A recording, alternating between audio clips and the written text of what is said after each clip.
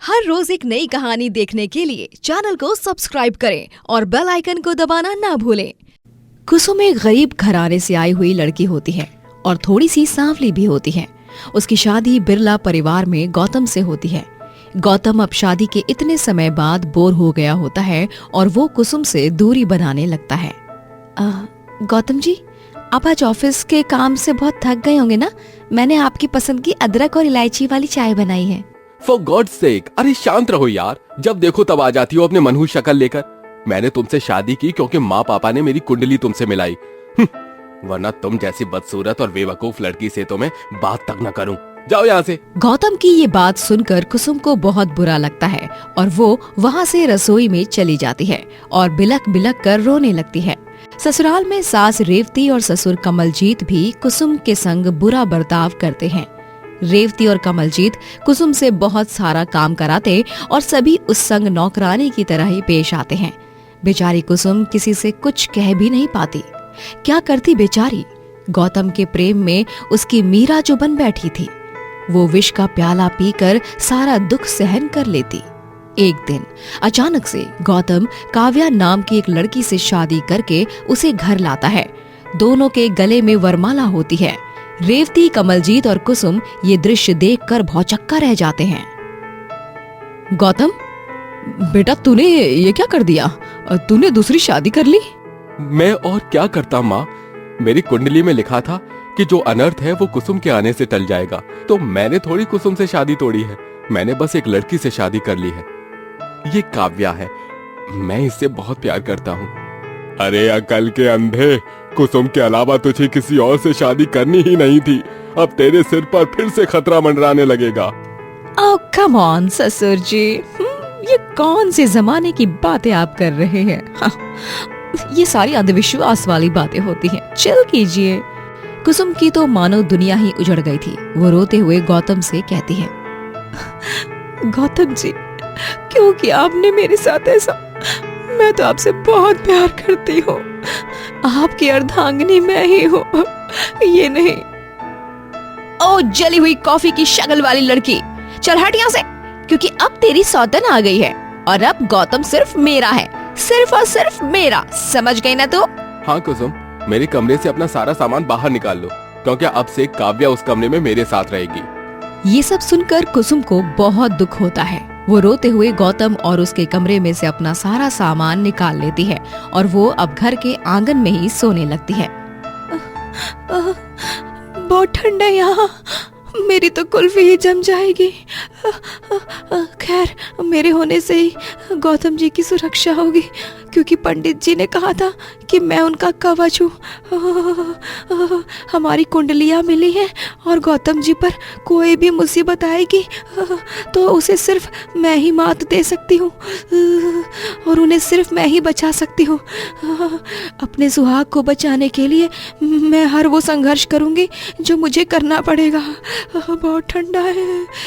कड़ाके की ठंड में कुसुम आंगन में कांपते हुए सोती है और अंदर कंबल ओढ़कर गौतम और काव्या एक साथ सोते हैं। अगले दिन से काव्या ही घर में सारा खाना बनाने लगती है। वो सबके लिए पिज्जा बनाती है। अरे वाह काव्या बहू, तुम तो कुसुम से भी अच्छा पिज्जा बनाती हो। मुझे तो ये पिज्जा बहुत पसंद आया। कमाल है, दिल खुश हो गया आज तो। Wow, thank you baby, thank you so much. हाँ? क्या बेबी? क्या तुम गौतम की माँ हो? हैं काव्या, जो उसे हर पल बेबी बेबी कहकर पुकारती रहती हो? नहीं सासू माँ, बेबी तो मैं गौतम को प्यार से बुलाती हूँ। आप नहीं समझेंगी क्योंकि आप पुराने जमाने की जो हो। काव्या धीरे धीरे घर में सबको अपने पास करने लगती है। वहीं कुसुम को ये सब देखकर बहुत बुरा लगता है। कुसुम अपना खाना खुद बनाया करती और सबके सोने के बाद में ही कुसुम अकेले में रात को अपना खाना बनाया करती। एक दिन गौतम और काव्या दोनों ही हनीमून के लिए निकल रहे होते हैं। गौतम जी, वो आप संभल कर जाइएगा, शिमला में बहुत ठंड रहती है। स्वेटर, शॉल, मफलर, कान टोपी सब ले लिया है ना आपने? ओह माय डियर लवली सौतन, किस हक से तुम गौतम की फिक्र कर रही हो? गौतम अब मेरा पति है, तुम्हारा नहीं, समझी तुम? तो प्लीज आइंदा से यू काली बिल्ली की तरह हम दोनों का रास्ता काटने की कोशिश मत करना, नहीं तो मुझसे बुरा कोई नहीं होगा, समझी? गौतम और काव्या दोनों भी कार में बैठकर हनीमून के लिए निकल जाते हैं। काव्या हनीमून पर भी गौतम का बहुत ज्यादा खर्चा करवाती है और हनीमून से लौटने के बाद भी वो रोज उससे कुछ न कुछ मांगती ही रहती है, जैसे सोना, तोहफे, महंगे कपड़े।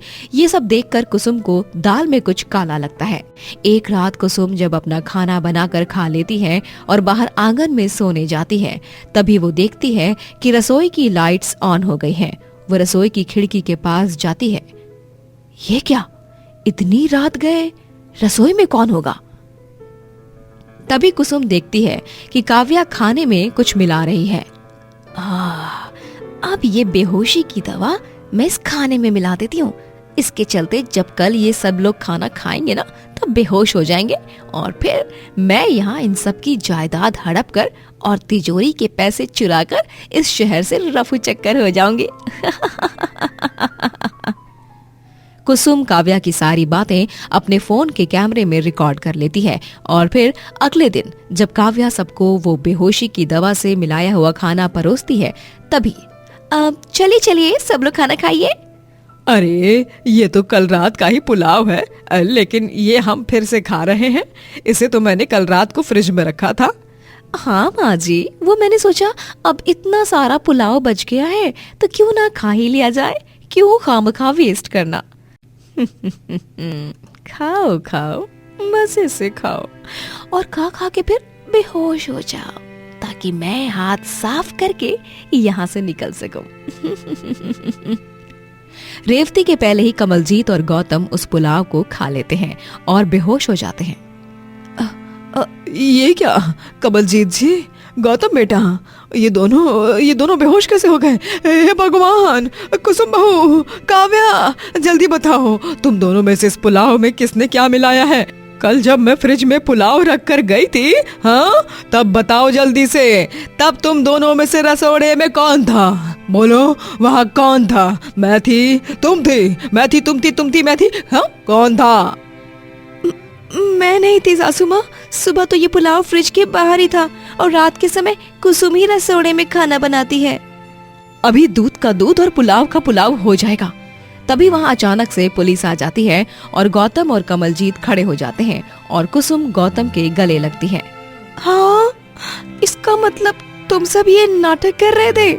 कमलजीत जी ने बता दिया कि कुसुम ने उन्हें सारा सच सुबह सुबह कमरे के बाहर आने से पहले ही बता दिया था।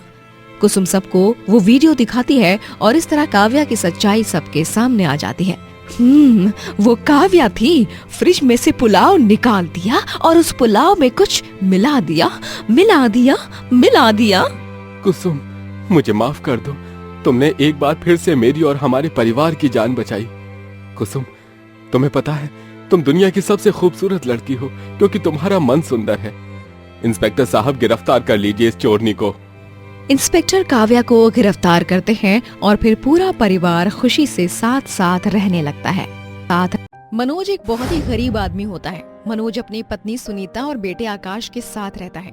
एक शाम मनोज घर आता है और खुद से बात करने लगता है। अब क्या होगा? मेरे सर पर इतना कर्जा है, अगर मैंने कर्जा नहीं दिया तो वो लोग मुझे छोड़ेंगे नहीं। मैंने जी कर भी क्या कर रहा हूँ, अपने परिवार को कोई खुशी, कोई आराम नहीं दे पा रहा हूँ। मेरी वजह से मेरे परिवार को इतनी मुश्किलों का सामना करना पड़ रहा है। भगवान, ऐसी जिंदगी से तो अच्छा मुझे जिंदगी ही मत देते। मनोज काफी परेशान हो जाता है और इतनी टेंशन की वजह से वहीं मनोज को हार्ट अटैक आ जाता है और वो वहीं मर जाता है, जिसके बाद सुनीता और आकाश बिल्कुल बेसहारा हो जाते हैं। मेरे बेटे ने पहले ही इतना कुछ देख लिया है, अब और नहीं। मैं अपने बेटे को और दुख नहीं दे सकती हूँ। मेरे पति नहीं है तो क्या हुआ, मेरे बेटे के लिए मैं तो हूँ ना। मैं वो सब करूंगी जो मेरे बेटे को चाहिए। मैं उसकी माँ बाप दोनों बनकर दिखाऊंगी। सुनीता अब लोगों के घरों में काम करने लगती है और आकाश स्कूल जाता है। एक दिन आकाश स्कूल में पढ़ाई कर रहा होता है, तभी उसकी क्लास का एक लड़का आयुष आकाश की किताब छीन लेता है। अगर तेरी किताब ऐसे फट गई फिर तू क्या करेगा? तू तो इतना गरीब है कि दोबारा किताब भी नहीं ले पाएगा ना। ओ, ये तो फट गई। चल कोई बात नहीं, तुझे वैसे भी नई किताब की क्या ही जरूरत है। तेरी माँ तो लोगों के घर में काम ही तो करती है ना, और तू भी आगे जाकर यही करने वाला है। अपनी माँ को बोल दियो कि घर पर टाइम से आए। अरे रोज का ही नाटक करती रहती है। वैसे जब तुम लोगों के पास पैसे ही नहीं है, स्कूल में तेरा क्या काम? अरे काम के लायक है भी कहाँ ये। देख लेना, आगे चलकर अपनी माँ की तरह लोगों के घर जाएगा और उनके घर के काम करेगा। हाँ, काम सबसे ही होते हैं। आप लोग मेरी माँ का काम का मजाक मत बनाओ। लो भाई, देख रहे हो ना सब लोग, ये अपनी माँ के काम को हमारे पापा के काम के बराबर कर रहा है। हाँ, अरे तुम जैसे गरीब लोग बस दूसरे के घर में उनका काम करने जाते हो। हम अमीर लोगों की तरह कोई अपना काम नहीं करते। आई बात समझ में?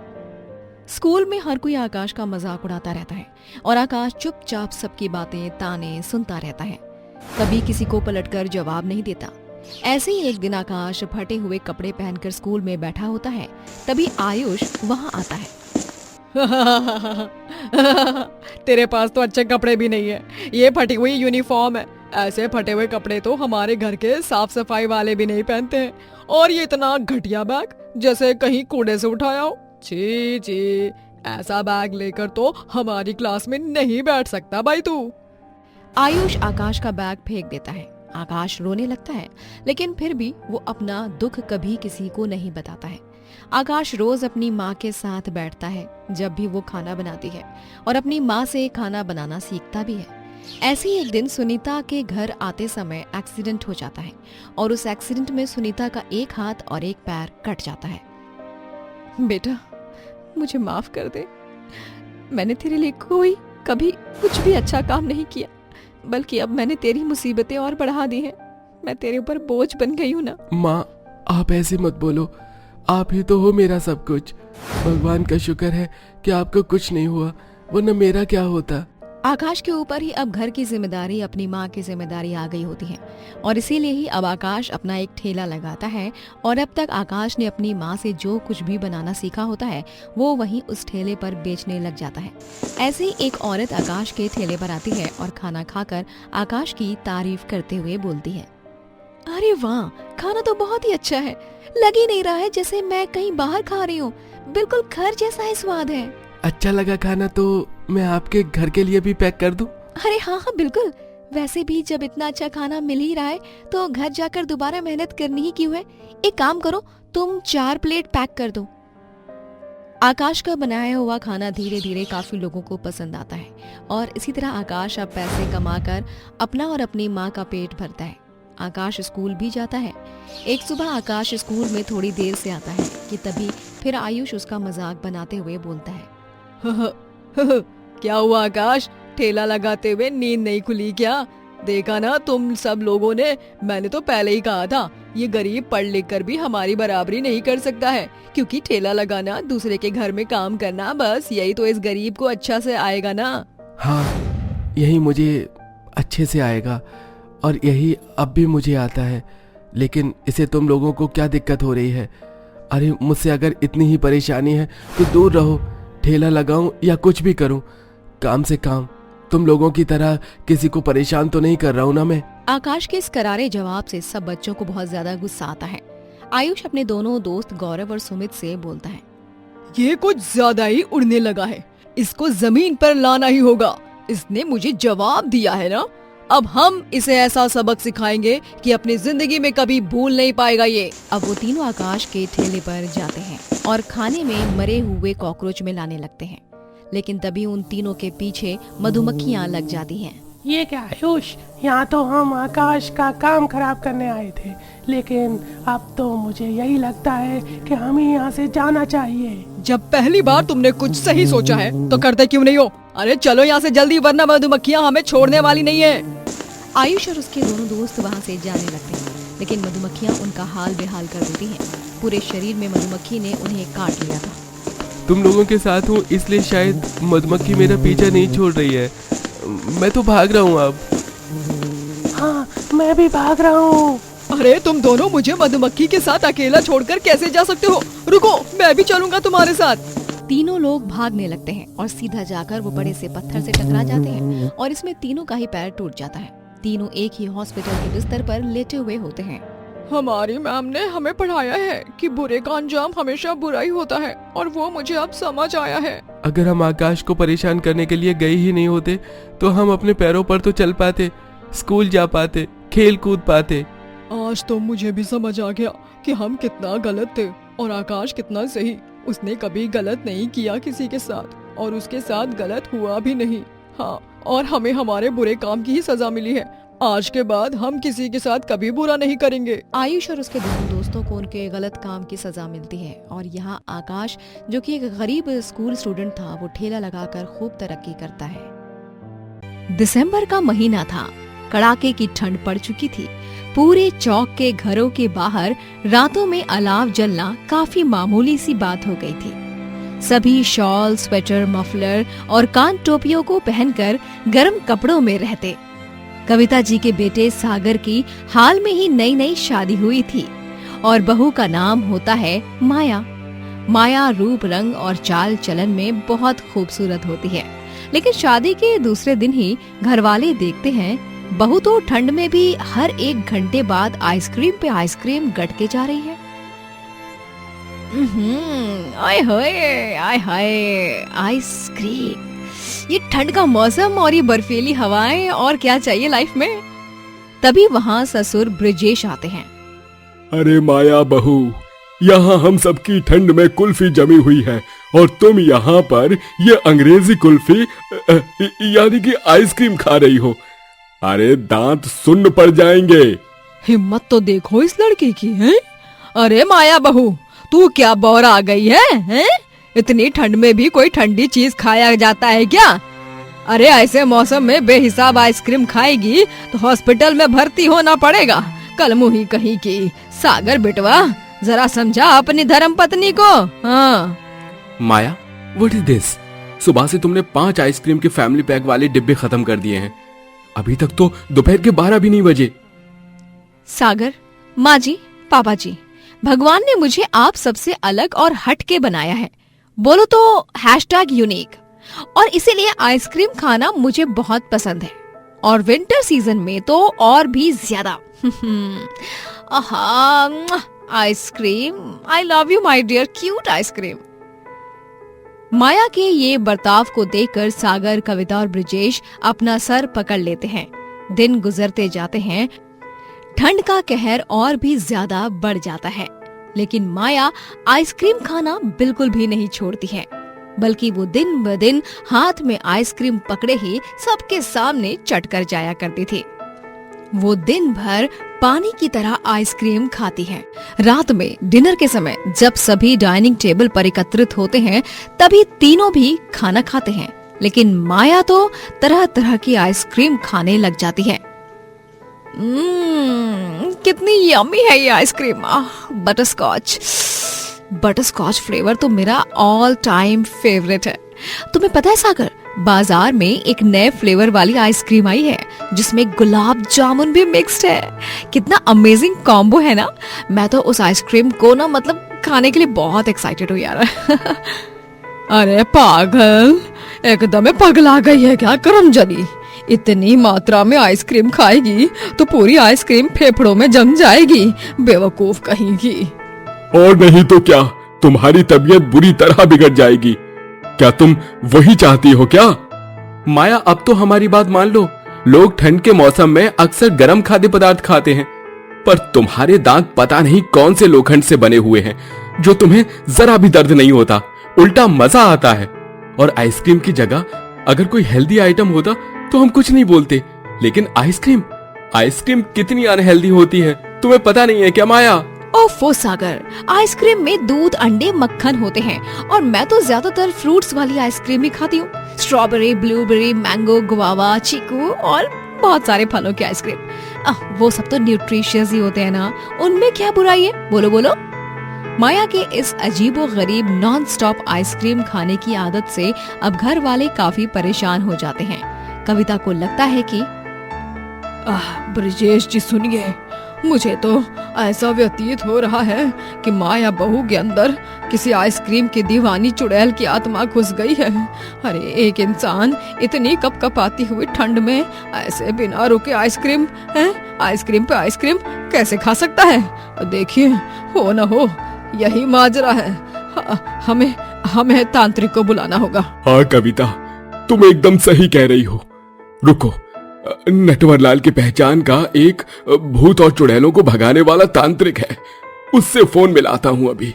ब्रिजेश उसकी बात मान लेता है और अपने दोस्त नटवरलाल के पहचान के तांत्रिक को बुलाता है और माया को बांधकर उस पर झाड़ फूक करते हुए कहता है, आलतू जलालतू आई बला को टालतू, ए दुष्ट आइसक्रीम खाने वाली चुड़ैल, निकल जा मेरी मासूम सी बच्ची के शरीर से। इसे मार डालना चाहती है क्या आइसक्रीम खा खा कर? निकल जा इसके शरीर से बुरी चुड़ैल। अब मुझे छोड़िए माँ जी, पापा जी, ये क्या नौटंकी चल रही है? मेरे अंदर किसी चुड़ैल ने प्रवेश नहीं किया है। मुझे खुद ही आइसक्रीम खाना बहुत पसंद है। प्लीज मुझे छोड़िए। डरो मत माया बिटिया, आज तो मैं तुम्हें उस आइसक्रीम की दीवानी चुड़ैल से छुटकारा दिला कर ही रहूंगा, वरना यूं ही तुम्हारे शरीर में रहकर वो आइसक्रीम खाती रहेगी और तुम्हें मार डालेगी। हाँ माया बहू, तू बस शांत रहे और तांत्रिक बाबा जो कह रहे हैं उसे सुन ठीक से। हाँ माँ जी, मैं कह रही हूँ ना कि मुझ में किसी चुड़ैल का वास नहीं है, नहीं है, नहीं है। तो आप समझ क्यों नहीं रही हैं? बहरी या अक्ल से अंधी हो गई है क्या आप? तभी वहाँ पर सागर आता है और माया को यूं देखकर घबरा जाता है। वो फौरन माया को रस्सी से छुड़ाता है, उसके हाथ खोलता है और उसे अपने गले से लगाता है। माँ, पापा, ये सब क्या तमाशा चल रहा है? माना कि माया आइसक्रीम के पीछे पागल है, लेकिन इस बात को भी आप लोगों ने अपने अंधविश्वास से जोड़ दिया। मतलब हद होती है। सागर उस तांत्रिक को भगा देता है। दिन ब दिन ठंड और भी ज्यादा होने लगती है, पर फिर भी माया आइसक्रीम खाने की अपनी बुरी हरकत से बाज नहीं आती है। इन सब से तंग आकर कविता, ब्रिजेश और सागर फ्रिज को ही बेचने का फैसला ले लेते हैं और जब माया बाजार से ढेर सारी आइसक्रीम लाती है, तभी फ्रिज को गायब देखकर हैरान रह जाती है। ये क्या? फ्रिज कहाँ गायब हो गई? अभी थोड़ी देर पहले तो यहीं पर थी फ्रिज। हमने फ्रिज बेच दिया क्योंकि तुम ऐसे तो हमारी बात मान नहीं रही। इसलिए अब जब आइसक्रीम की जड़ यानी कि फ्रिज नहीं रहेगा, तब तो तुम अपने आप अपनी आइसक्रीम खाने की आदत से छुटकारा पालोगी। देखना तुम। हाँ माया बहू, किसी भी चीज को खाने की या करने की एक हद होती है। हद से बढ़कर करोगी तो नतीजा बुरा होगा। ये सब देखकर और सुनकर माया का गुस्सा सातवें आसमान पर चला जाता है। आप सबने ये अच्छा नहीं किया, मेरे साथ पाप किया है आप सबने, पाप। आप लोगों को क्या लगा फ्रिज को हटा देंगे तो ये रोनी सूरत बनाकर चुपचाप एक कोना पकड़कर बैठ जाएगी? तो कान खोल के सुन लीजिए आप तीनों, मैं तो आइसक्रीम खाऊंगी और वो भी ज्यादा खाऊंगी, घर में नहीं तो बाहर जाकर, लेकिन मैं तो खाऊंगी ही। और हाँ, मैं चाहे एक आइसक्रीम खाऊं, 2 खाऊं, 3 खाऊं, ठंड में खाऊं, गर्मी में खाऊं, बरसात में खाऊं, घर में खाऊं, बाहर खाऊं, जितनी चाहे जहां खाऊं, आपको क्या? एटीट्यूड दिखाकर माया वहां से चली जाती है और अब वो बाहर जाकर आइसक्रीम पार्लर में आइसक्रीम खाने लगती है।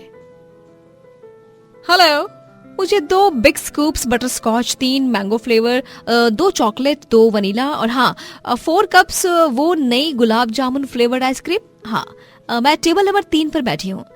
ऑर्डर 5 मिनट के अंदर आ जाना चाहिए, वरना तुम्हारे आइसक्रीम पार्लर की कंप्लेन कर दूंगी मैं। मेरा दिमाग पहले ही बहुत गर्म हो चुका है। मुझे फटाफट से ठंडी ठंडी आइसक्रीम दे दो। अरे वाह वाह। Okay ma'am, thank you ma'am. आप हमारे यहाँ आई। ठंड के मौसम में तो हमारा बिजनेस पूरा ठप पड़ चुका है, लेकिन इस दुनिया में इतनी भयंकर ठंड में भी आइसक्रीम के फैंस होते हैं। ये हमें आज पता चला। आप बैठिए, हम अभी आपका ऑर्डर सर्व करते हैं। माया एक ही बार में ढेर सारी अलग अलग प्रकार की आइसक्रीम्स को खा जाती है और तब जाकर उसे राहत मिलती है। एक तरफ जहां लोग ठंड से बचने के लिए चाय के स्टॉल्स पर जाकर गर्मा गर्म चाय की चुस्की लेते हैं, तो वहीं माया मैडम खुलेआम चौक में दोनों हाथ में आइसक्रीम पकड़कर खाते हुए जाती है। ये सब देखकर सभी आसपास वाले भौचक्का रह जाते हैं। एक दिन माया की तबीयत इतनी बुरी तरह बिगड़ जाती है कि वो बिस्तर ही पकड़ लेती है। उसे गंभीर सर्दी जुकाम हो जाता है और उसका हाल बेहाल हो जाता है। आइसक्रीम को नॉन स्टॉप कंज्यूम करने के कारण इनकी बॉडी का फैट और शुगर बढ़ चुका है, और तो और इन्हें बहुत सर्दी जुकाम भी हुआ है। ये मैंने कुछ दवाइयाँ लिख कर दी हैं, इन्हें लीजिए और प्लीज अब आइसक्रीम को खाना बंद कर दीजिए। हाँ डॉक्टर जी, मैं बौरा गई थी, जो सबकी बात नहीं सुन रही थी।